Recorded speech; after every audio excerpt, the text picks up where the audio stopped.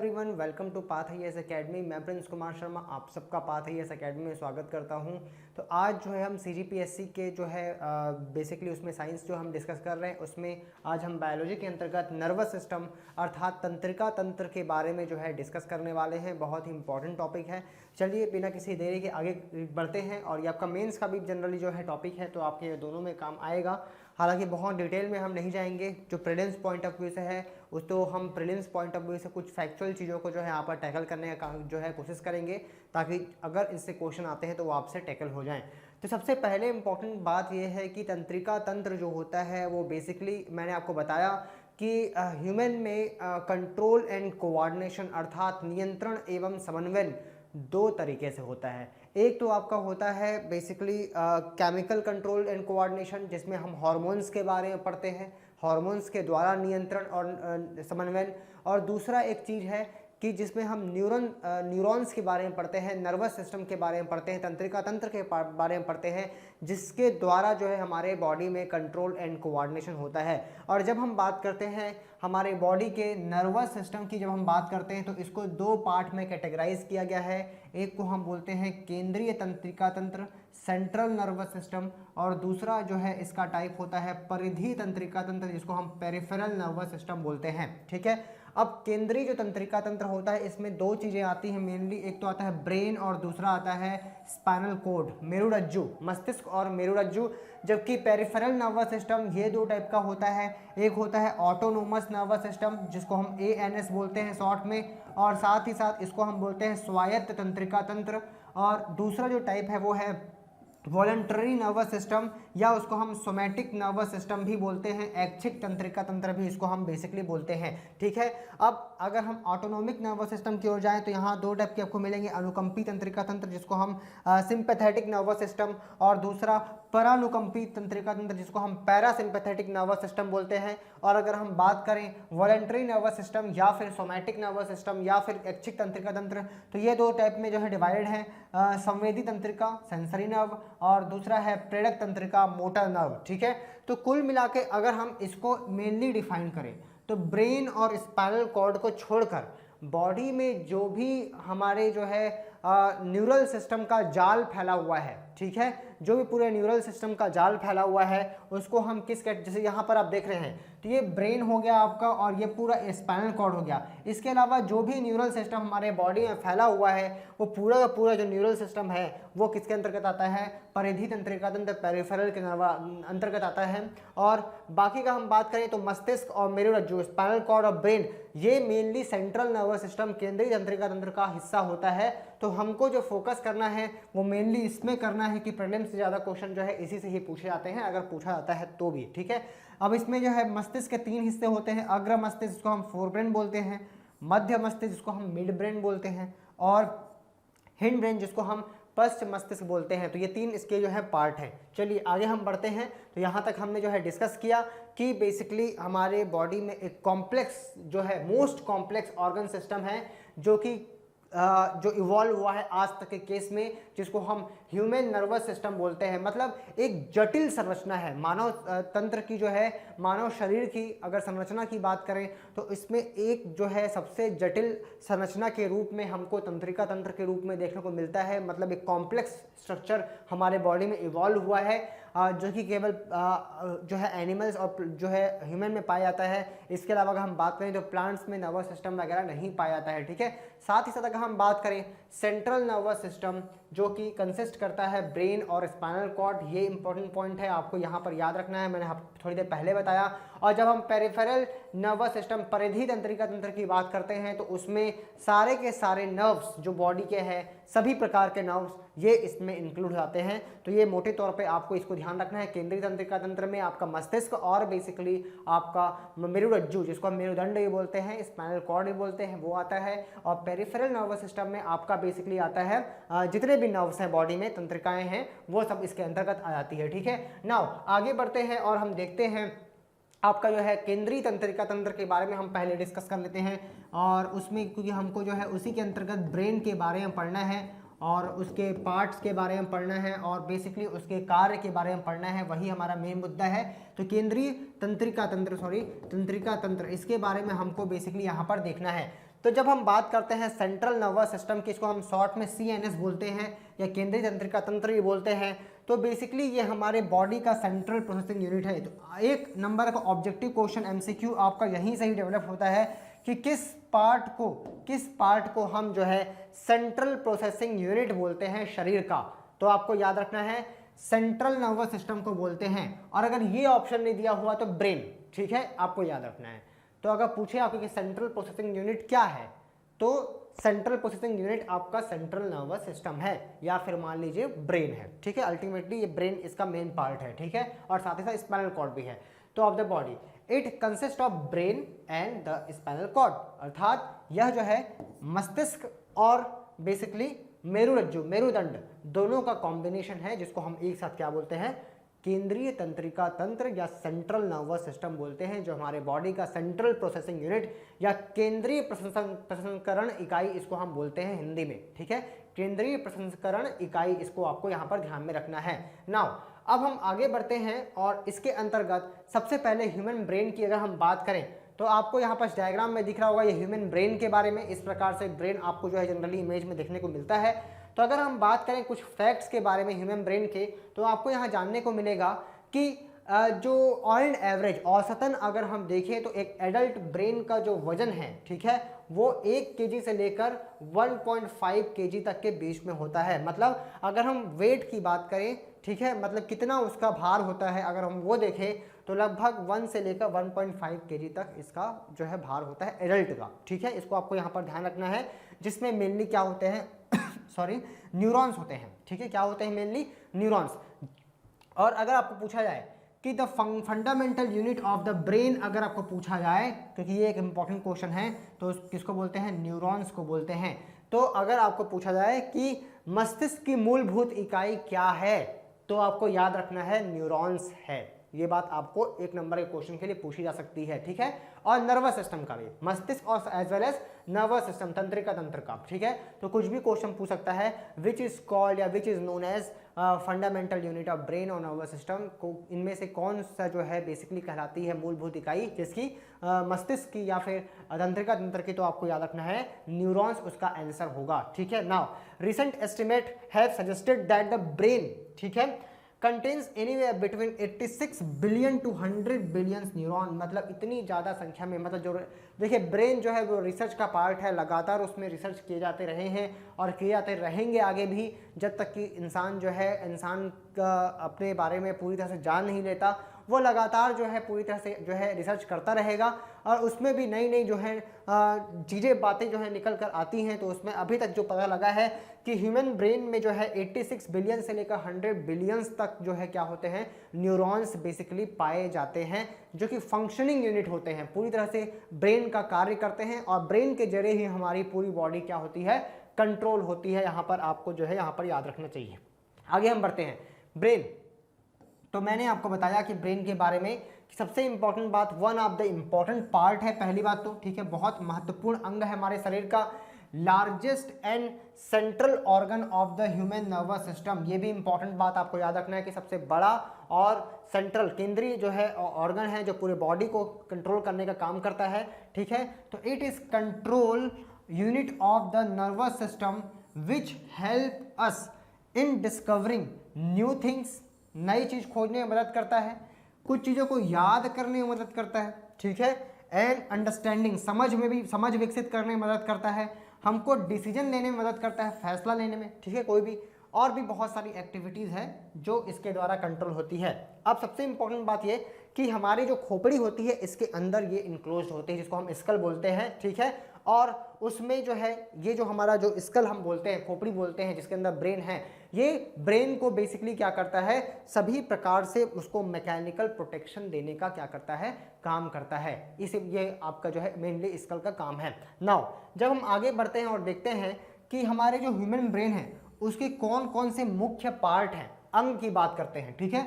उसके मुख्य अंगों की जब हम बात करेंगे तो उसमें मेनली 3 पार्ट जो है आपको देखने को मिलेगा, ठीक है।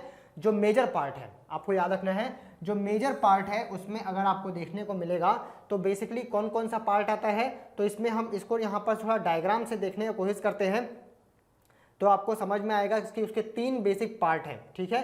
कौन कौन से हैं, तो यहाँ पर देखिए, एक है आपका अग्र मस्तिष्क, ठीक है, एक है आपका बेसिकली पश्च मस्तिष्क वाला सेक्शन आएगा, ठीक है, जो ये वाला सेक्शन है पश्च मस्तिष्क का, और एक आपका आएगा मध्य मस्तिष्क वाला सेक्शन। तो उसको मैं यहाँ पर आपको यहाँ पर इंग्लिश में आप देख सकते हैं, ये फोरब्रेन वाला पार्ट, ठीक है, और एक जो है ये मिड ब्रेन वाला पार्ट। ये जो पार्ट है आपको मिड ब्रेन दिख रहा होगा, ये जो ऊपर का पूरा सेक्शन है इसको हम फोरब्रेन या फिर इसको हम क्या बोलते हैं, अग्र मस्तिष्क बोलते हैं, और जो ये वाला हिस्सा दिख रहा है हिंड ब्रेन, इसको हम बोलते हैं पश्च मस्तिष्क। तो ये आपको यहाँ पर याद रखना है, कौन कौन सा 3 हिस्सा, अग्र, मध्य और पश्च। इंग्लिश में अगर बोले तो क्या होगा, फोरब्रेन, मिड ब्रेन और जो है आपका हिंड ब्रेन। अब इसी को हम जो है डिवाइड करते हैं, कौन कौन से उसके और सब पार्ट हैं वो भी आपको यहाँ पर याद रखना है। तो अग्र मस्तिष्क के 3 हिस्से कौन कौन से, प्रव मस्तिष्क एक हो गया, ठीक है, दूसरा थैलेमस हो गया, और तीसरा हो गया हाइपोथैलेमस। मतलब जो फोरब्रेन है उसके भी 3 पार्ट हैं, उसके भी कितने पार्ट हैं आपके, 3 पार्ट हैं। कौन कौन से पार्ट है, तो प्रव मस्तिष्क, सेरेब्रम, ठीक है, थैलेमस और हाइपोथैलेमस। तो सेरेब्रम, थैलेमस, हाइपोथैलेमस, ये कंबाइनली इनको हम क्या बोलते हैं, फोरब्रेन, अग्र मस्तिष्क बोलते हैं, ठीक है। इसके बाद में जो दूसरा होगा, ये जो सेक्शन आपको दिख रहा है इसको हम मिड ब्रेन बोलते हैं, क्या बोलते हैं, मिड ब्रेन बोलते हैं। और मिड ब्रेन और इसको मतलब ये जो पूरा आपका सेक्शन दिख रहा है ये सेरेब्रम वाला हिस्सा है, प्रव मस्तिष्क सबसे बड़ा largest portion of the brain अगर आपको पूछा जाए ना तो प्रव मस्तिष्क होता है, सेरेब्रम। फोरब्रेन होता है, फोरब्रेन के अंदर में अगर हम बात करें तो सेरेब्रम सबसे बड़ा हिस्सा ब्रेन का कौन सा होता है, अग्र मस्तिष्क होता है। फोरब्रेन ये अंग सबसे बड़ा होता है ब्रेन का, लेकिन उसमें भी सबसे बड़ा पूछा जाए तो प्रव मस्तिष्क लार्जेस्ट होता है, ये होता है लार्जेस्ट, इसको आपको याद रखना है, ठीक है। अब ये जो है ना, इसको और इसको कॉर्पस कैलोसम नाम का एक हिस्सा है बीच में, ये वाला आपको जो दिख रहा होगा, इन दोनों को ये कनेक्ट करने का काम करता है। तो अगर पूछा जाए आपको कि फोरब्रेन और मिडब्रेन को कौन कनेक्ट करता है, तो कॉर्पस कैलोसम उसको कनेक्ट करने का काम करता है, ये कनेक्टिंग लिंक है बोल सकते हो आप, ठीक है। इसके बाद में अगर हम आए तो आपका मध्य मस्तिष्क वाला हिस्सा तो आपको यहाँ पर दिख गया होगा, ठीक है। और अब आते हैं पश्च मस्तिष्क, जिसको हम क्या बोल रहे हैं, हिंड ब्रेन बोलते हैं, हिंड ब्रेन। और इसमें अगर हम बात करें तो इसमें 3 हिस्से हैं, एक तो होता है पोन्स, एक होता है अनुमस्तिष्क और एक होता है मेडुला। इंग्लिश में भी हम इसको क्या बोलते हैं, पोन्स बोलते हैं। अनुमस्तिष्क को हम सेरेबेलम बोलते हैं, ठीक है, सेरेबेलम।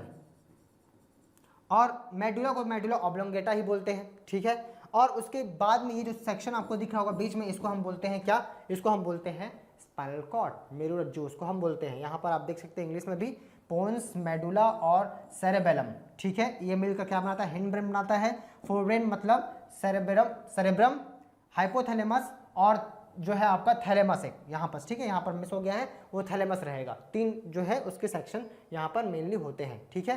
तो यहाँ पर हमने देखा, तो बेसिकली अभी हम बात कर रहे हैं जो उसके मेजर पार्ट हैं, उसमें फोरब्रेन की बात करते हैं, जिसमें हमने जो है क्या नाम दिया है इसको हिंदी में, अग्र मस्तिष्क इसको हम बोल रहे हैं। अग्र मस्तिष्क कितने पार्ट होते हैं, तो अग्र मस्तिष्क के 3 पार्ट हैं। और मैंने आपको पहले ही बताया कि लार्जेस्ट पार्ट ऑफ द क्या होता है, ब्रेन होता है। मस्तिष्क का सबसे बड़ा पार्ट कौन सा है, अगर पूछा जाए अंग कौन सा है, तो अग्र मस्तिष्क, forebrain. It is the anterior part of the brain. The forebrain parts include कौन कौन सा, सेरेब्रम, जिसको हम क्या बोलते हैं, अगर आप देखें यहाँ पर तो इसी को हम बोलते हैं प्रमस्तिष्क। सेरेब्रम को हम क्या बोलते हैं, प्रमस्तिष्क बोलते हैं, ठीक है, प्रमस्तिष्क।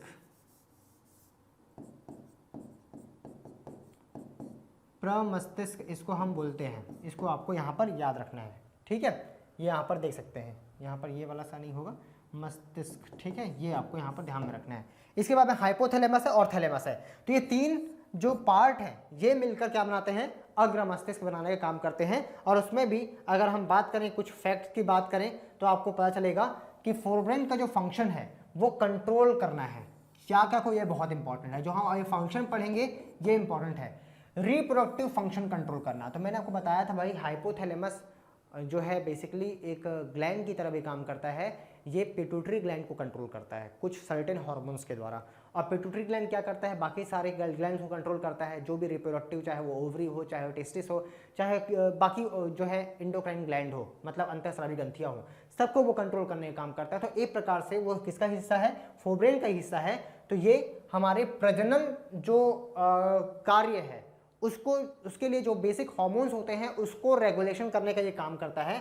साथ ही साथ बॉडी का टेम्परेचर, तापमान, हमारे इमोशंस को, भूख, हंगर को, ठीक है, स्लीप को भी क्या करता है, ये कंट्रोल करने का काम करता है।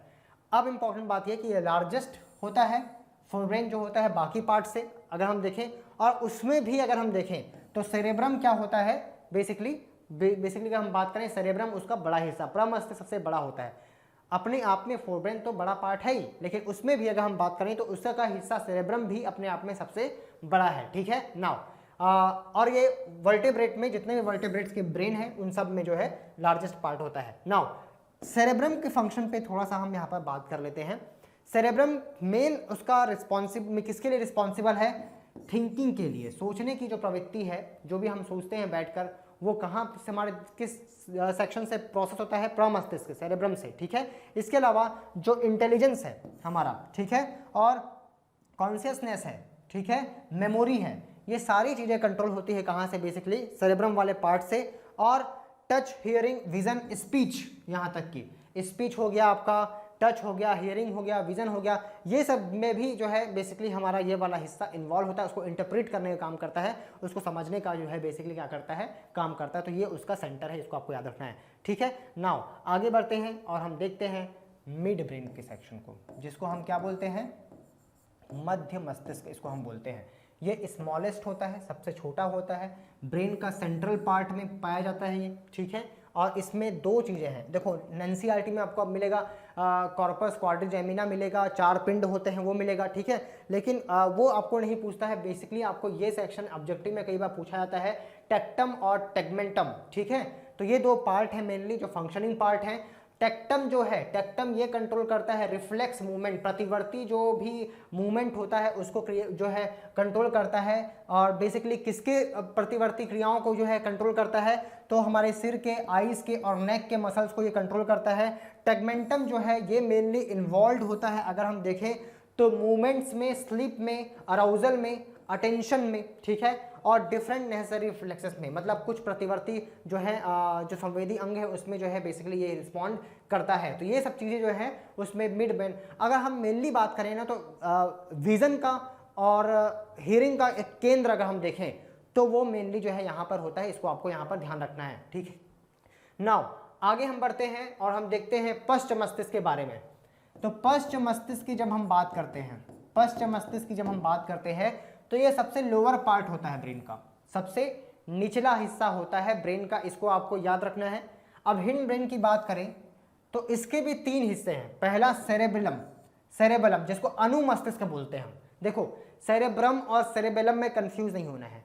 सेरेब्रम इंग्लिश में आपको याद रखना है, सेरेब्रम जो है जिसको हम बेसिकली क्या बोलते हैं, प्रमस्तिष्क बोलते हैं, वो आपके फोरब्रेन का हिस्सा होता है। जबकि सेरेबेलम जो है ये आप जिसको हम अनुमस्तिष्क बोलते हैं, ये आपके हिंड ब्रेन मतलब पश्च मस्तिष्क का हिस्सा है। दूसरा मेडुला ऑब्लोंगेटा, ठीक है, और तीसरा पोन्स वेरोलाई इसको भी बोलते हैं या पोन्स शॉर्ट में बोलते हैं।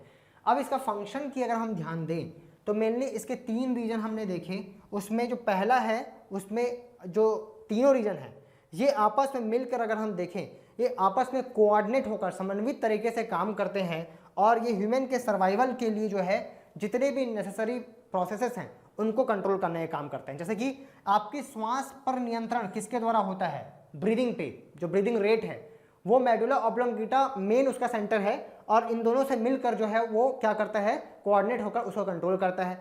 हार्ट बीट, आपकी हार्ट बीट बढ़ती है कम रहती है, उसमें भी कहीं ना कहीं योगदान किसका रहता है, मेडुला ऑब्लोंगेटा का रहता है। तो मेडुला ऑब्लोंगेटा अगर नहीं दिया है तो हिंड ब्रेन, पश्च मस्तिष्क आपको याद रखना है, इन सब का सेंटर कहाँ पर है पूछे तो, या फिर सीधे तौर पर अगर मेडुला ऑब्लोंगेटा दिया है तो डायरेक्टली आपको वो लगाना है। इसके अलावा स्लीप हो गया, वैकफुलनेस हो गया, ठीक है, और मोटर लर्निंग, कुछ भी चीज़ आप नई चीज़ सीखते हो तो उसका जो नई हैबिट आपकी बनती है वो बेसिकली आपके इस सेक्शन में जो है प्रोसेस होती है। तो ये चीज़ें आपको ध्यान रखनी है कि मेनली अगर हम बात करें जो भी इनवॉलंटरी मूवमेंट है, मतलब जो हमारे कंट्रोल में नहीं है, ऐसी क्रियाएं जो हमारे कंट्रोल में नहीं है, जैसे ब्रीदिंग हमारे कंट्रोल में नहीं है, हार्ट का बीट होना हमारे कंट्रोल में नहीं है, डाइजेशन इवन की बात करें तो डाइजेशन भी हमारे कंट्रोल में नहीं है, ये सारी चीज़ें, डाइजेशन भी इवन, ये सारी चीज़ें जो है कंट्रोल होती है कहाँ से, मेडुला ऑब्लोंगेटा के जरिए, इनके कोऑर्डिनेशन से बेसिकली वो क्या होती है, कंट्रोल होती है। इसको आपको यहाँ पर ध्यान में रखना है। नाउ आगे हम बात करते हैं, अगला है आपका स्पाइनल कॉर्ड। स्पाइनल कॉर्ड की अगर हम बात करें, जिसको हम मेरु रज्जु या मेरुदंड बोलते हैं, तो ये इसमें बेसिकली आपको बस याद रखना है, जो पूछा जाता है प्रतिवर्ती क्रिया एवं प्रतिवर्ती चाप, ये दोनों को कंट्रोल करने का होता है। रिफ्लेक्स एक्शन और रिफ्लेक्स आर्क, ये दोनों को कंट्रोल करता है। और इसके अलावा नर्व इंपल्स, ये वही है प्रतिवर्ती, रिफ्लेक्स एक्शन और रिफ्लेक्स आर्क। बेसिकली ये क्या होता है, पूरे शरीर से ब्रेन तक सिग्नल पहुंचाना और फिर ब्रेन रिस्पॉन्ड करता है और शरीर तक भेजता है, मसल्स तक भेजता है। तो उसी को हम, एक साइड को हम रिफ्लेक्स एक्शन बोलते हैं और एक साइड को हम रिफ्लेक्स आर्क बोलते हैं। तो यही जो क्रिया है ये स्पाइनल कॉर्ड से कंट्रोल होती है। ओनली नहीं, याद रखना है, स्पाइनल कॉर्ड मेन है जो इसको क्या करता है, पूरा कोऑर्डिनेट करता है, लेकिन प्रोसेस तो ब्रेन के द्वारा होता है। ठीक है, तो आपको याद रखना है कि स्पाइनल कॉर्ड मेरुदंड के द्वारा रिफ्लेक्स आर्क एंड इसमें आर्क भी होगा और जो है बेसिकली आपका एक्शन, प्रतिवर्ती क्रिया और प्रतिवर्ती चाप। ये है क्या बेसिकली, प्रतिवर्ती क्रिया और प्रतिवर्ती चाप? तो आप ये समझिए कि हमारा ब्रेन है और हमारी बॉडी के पार्ट्स हैं, ठीक है, बॉडी पार्ट्स या मसल्स जो भी हैं, तो उससे सिग्नल आएगा और फिर रिस्पॉन्ड करेगा वो। तो ये जो आप देख रहे हैं ना, यही बेसिकली प्रतिवर्ती क्रिया और प्रतिवर्ती क्या है, चाप है। रिफ्लेक्स एक्शन और रिफ्लेक्स बेसिकली आर्क, मतलब कुल मिला के हमारे बॉडी के टिश्यू से जो सिग्नल ब्रेन में जाएगा, एक वो हो गया, और ब्रेन उसको रिस्पॉन्ड करेगा। इन्हीं को हम एक साथ क्या बोलते हैं, बेसिकली रिफ्लेक्स एक्शन और रिफ्लेक्स आर्क बोलते हैं। तो ये आपको यहाँ पर ध्यान में रखना है। तो ये सारी चीज़ें जो हैं ब्रेन के बारे में है। जनरली क्वेश्चन जो हमने देखा है यहीं से पूछे जाते हैं प्रीलिम्स पॉइंट ऑफ व्यू से। कुछ फैक्ट्स होंगे, देखिए हर सेक्शन से कुछ ऐसे फैक्ट्स होंगे जो बेसिकली वन लाइनर होंगे, जनरली कई बार क्वेश्चन उससे आता है।